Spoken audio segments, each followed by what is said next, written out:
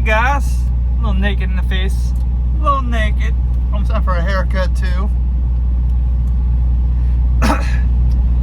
I thought it was fucking fall and almost winter. Here it is. Well, the truck's been sitting in the sun. The sun's fucking right here. Obviously, on my face is lit the fuck up, right? Well, watch it. Watch. See? Sun is literally right fucking there. The truck says 95. It's like 84 degrees for a high today. It'd be like 60. We're over here in a place I've never been. Done a lot of firsts also this trip. Well, this week period actually. A lot of firsts for me. It's kind of funny considering here I am 4 years in trucking. Well, just shy of it. And still had a ton of firsts. But hold on, let's do a first, another first for the video. Let's do some water. But it's not water, if you guys can tell. Well, it's not clear, but that's because it's foggy. That's because I've been drinking at least 1 to 3 of these every day with Propel mix in them.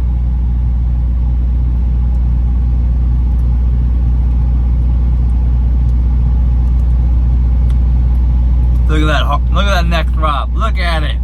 Fucking thirsty bitch I am. Fuck, man. I had to send the girl off to the hospital too. Just some little bit of issues, but she'll be fine. She's been dealing with these for a while. Just another downside, and also the reason why solo trucking has plenty of perks. The company's nice, but granted, this area though, luckily it's a small town. I guess there's like one Uber guy, and we spent like an hour trying to get any ride, and then luckily we went to the truck stop and asked, is there a taxi here? Because I this was fucking first for me too, but I googled taxis, right? Nothing came up except for a bus that's, well, it's a weekend, so the bus is closed, right? So and then some guy, benefit being in a small area, was like, I can give you a lift. And she came over and asked me if that was fine. I was like, yeah, just share your location. You gotta be safe, right? Just share your location. You can never be too careful. Small area, granted, well, I grew up too. Wow. You guys never seen my eyeballs, have you?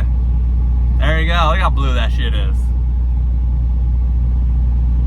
But, just because in a small place, you never know. You can never be too careful. Because we're in Olney, Illinois. I mean, fuck. But been been from Butte East all the way with a truck, all the way from North Dakota with a truck this week. Went through Connecticut, fucking awful. Why didn't nobody warn me how awful Connecticut is?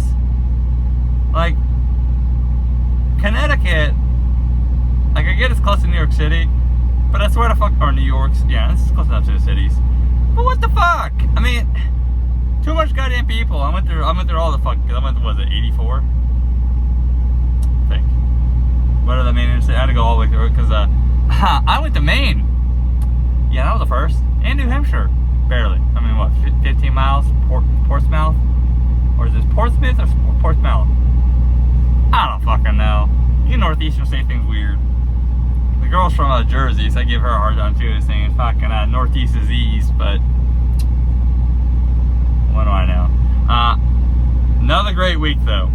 Now this week, I don't know. This week, because obviously I was in fucking Maine. Maine's Northeast isn't a good period coming out, but I was in Maine. I was way the fuck up there, right? I had to make a judgment call. I tried something that may or may not work out. I've got great fuel mileage though off it, so I mean, granted, a little spoiler there for next week. That Maine trip after I delivered my next load I'm on now, so after I delivered in Maine, I picked up in Maine, was a 250 mile deadhead one way. So 500 mile round trip to get back to where I delivered on the southern side of Maine. So yeah, I definitely was all over Maine. Let me tell you, it's a darn shame the fucking Maine is part of the Northeast. If that fucking state was over near Idaho or something like that, I'd fucking go there every single time.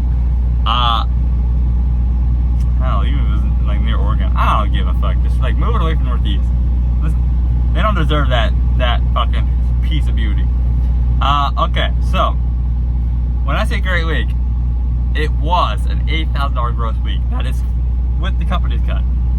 My cut as well. Like, well, if you do 8,000, times 0.89, it's like 7160, something like that. Somewhere in that range. It was around at 7,200. Let's bring up the handy dandy notebook though. All my logs, or not logs, but trips.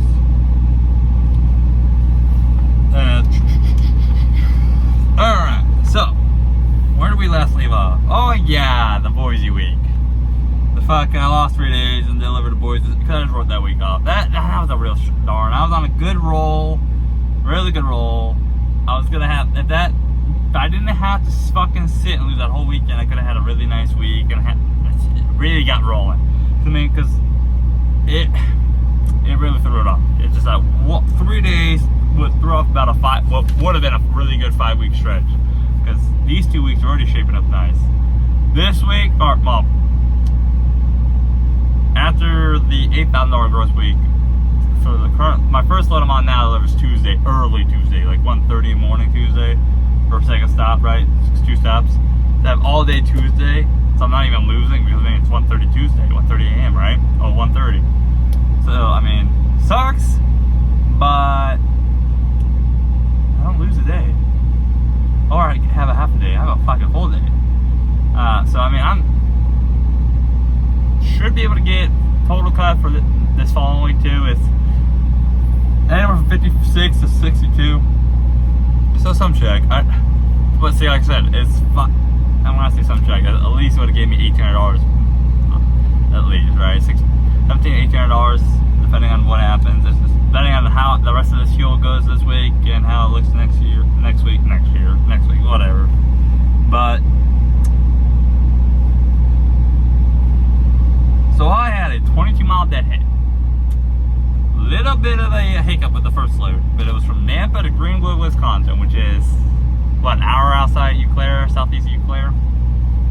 I love Wisconsin. I'm actually debating on moving there, especially that northern half. I've been really, really going over my head. I considered it back in like 2015, and it would help me out with, that whole upper Midwest is great for trucking, so it helped me out actually a lot of getting home more too. I was just fucking bouncing around there doing triangles, right? But I was 19 miles loaded for total loaded miles of 1641.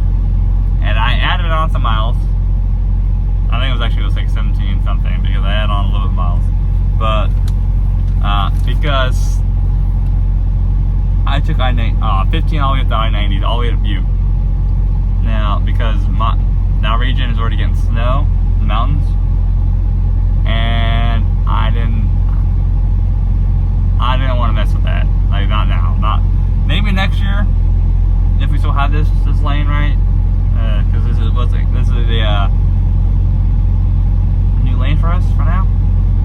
We'll be getting back west to get another one hopefully, and get my bunkie installed. Yeah, because I still got no bunkie, but I got to get back to Boise. It's already there, just waiting for me. But that was a miracle to Grasslands Dairy. Giltner was a broker for this load. There was a hiccup with this load. So I was sent over a Raycon for a 1430 pickup. Perfect. I delivered, CSB over there in Boise. I even got there unloaded a couple hours early. Well, not early. Got the truck over to the shop because I got an alignment done. I wanted them to look at my bunkie, which they removed it and prepared it for the install because it was a blower. The whole unit was bad, so they just got to put a new one in there. But it's ripped out. It's just waiting for a new one, right? And yeah, I was like, so okay, I have from 8 a.m. all the way to fucking 1:30. We get done with this? Cool. Piece of cake. Granted, my truck was in the shop at 2:30 still. So, slight hiccup there. But also, broker calls me. He's like, hey, are you heading over there? I was like, no, what do you mean? My appointment said 2:30 and my truck's in the shop. He's like, no, dude, your load's at, picks up at 12:30. I was like, no, my Raycon says 14:30. He's like, your Raycon says 14:30? He's like, I was like, yeah, I'm looking at it right now. He's like, oh, fuck, okay, we typoed that. you have a Raycon. That's like a contract. So that contract, same. It's a legal document, right? Text your ass. Because instead of me having to pay the late fee, they have to pay the late fee. Miracle Dell closes like at 4:35, something like that. I was the last one to get loaded.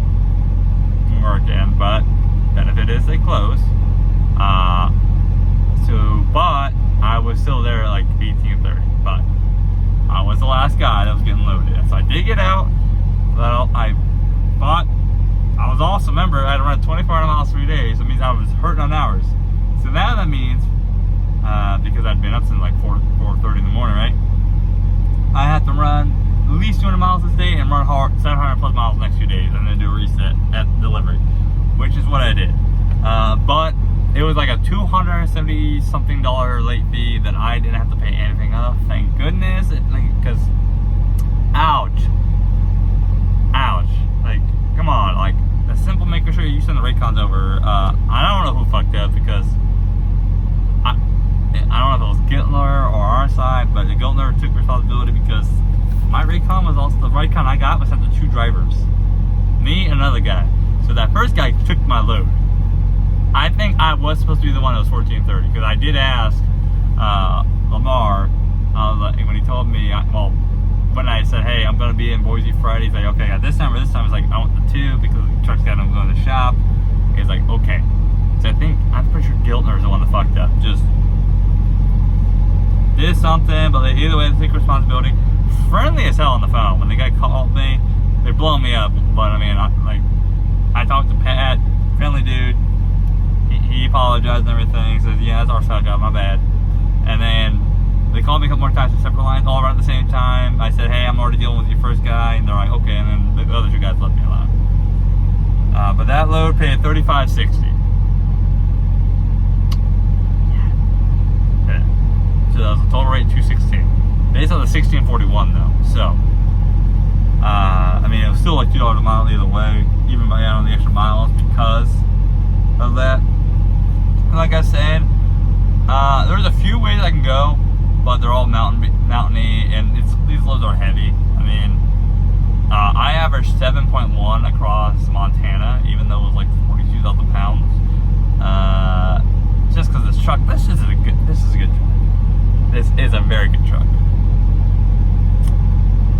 It's got the Cummins too, and the fact that it did 7.1 not only across South Dakota or Montana, all those fucking hills. There's like 20 climbs from 15 all the way to into North Dakota. Just the hills and stuff, right?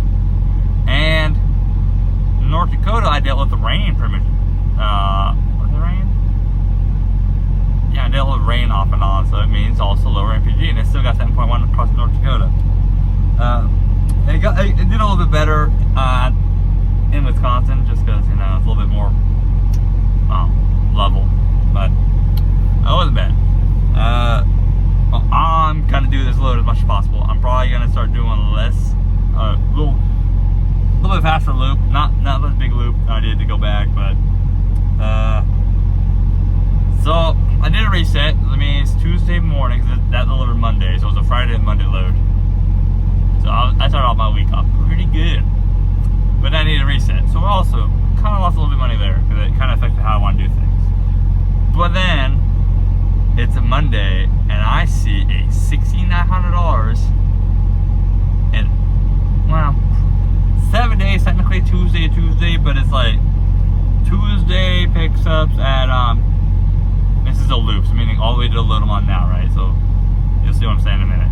So it's from Tuesday, 1100 to Tuesday at 0130, $6,900. Couldn't really pass that up. It's about $1,000 a day, and it's right around where I want to maintain an average about $1,000 a day. So it's like, fuck it, let's do it. And it gives me some more knowledge because I've heard Maine's not good, but I want to see. I kind of want to see what's the freight in the area and see what's going on. But I picked up a little bit deadhead this time, right? Because Greenwood, kind of middle of nowhere, Wisconsin, but it was picked up in Cashton, Wisconsin. 2-stopper, both Walmarts, Bedford, PA. Downside means I had to touch 76 for a bit, but then I got on, was it 88, 89, straight out of there? I don't fucking remember. Walmart, by the way, that Walmart was fucking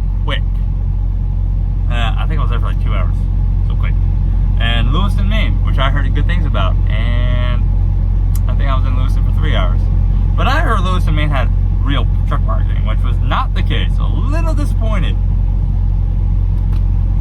But that was organic. Oh, Deadhead, 88 miles. Like I said, a little bit deadhead, but it was empty, so not really. But there was a couple of climbs to get back out of that area, get back on, was it 90, 94, something like, yeah, 90. Yeah, because this is over near the Toma area, south. It's not east of Toma, this is west of Toma, but southwest. It kind of gives you an idea, you know, it's between Eau Claire and the backwoods. Like if you had Eau Claire, Toma, that's kind of the backwoods down there. But 88 mile deadhead, 1460 loaded for that's 1460 for total loaded, for complete loaded from both stops. So for a total of 1548 for 229 a mile. That was another $4,000 load. I made my math really easy because 3560 for both loads, not too shabby for 229 a mile. It means I average what, about 221 a mile? Yeah, not great, not too bad. But part of that was because of Maine. Like this load I'm on now currently has a. Sorry, I'm getting messages. I have a higher gross because it picked up Friday and it delivered Monday and Tuesday, and also, but the deadhead killed it, which I tried getting. I don't want to talk about this load actually. I'll just wait. But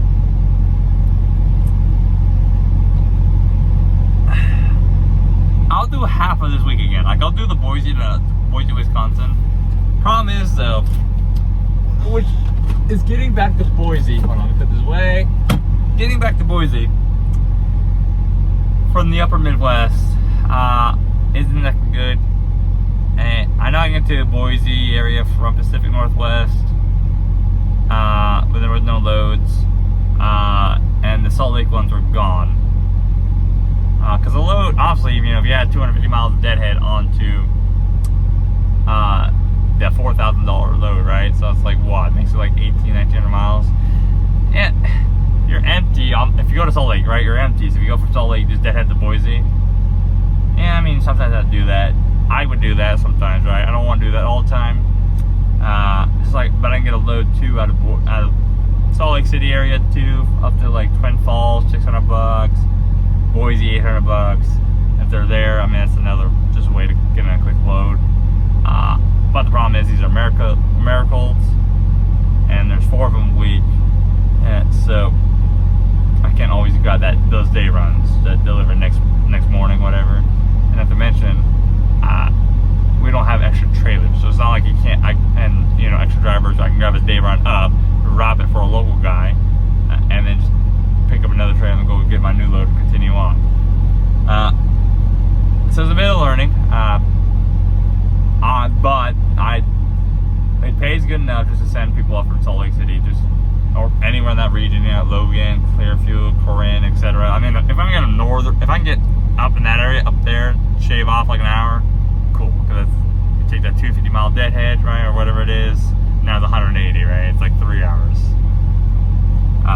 But I booked a load for a guy where he had 2 hour deadhead, but it was like for like 3,400 to Salt Lake. Because same thing, Greenwood down to Ripon. Was it Ripon, Wisconsin? Yeah. Then it was $3,400 Salt Lake City. That's like $1.90, I think is what it was. So not great, but it's when did it deliver? Thursday. So you would have been up to Salt Lake Friday. See, and it's easy money at least. I mean, it's not great, but it keeps it going. But the Lewiston, like this, my cash into Bedford, other than 76, piece of cake. Nothing. I mean, nothing's exciting happening so far. Trailer's taken care of. I did get a random roadside inspection today, but that wasn't on this week. I mean, these videos are always staggered a little bit behind. So I mean, that way I have time to finish the week. Things don't pop up, surprise me, etc. But past that, but I'm so ready for winter. What do you want, Kat? You want to say hi? say hi. Oh, come on, Fatty. Fatty says hi.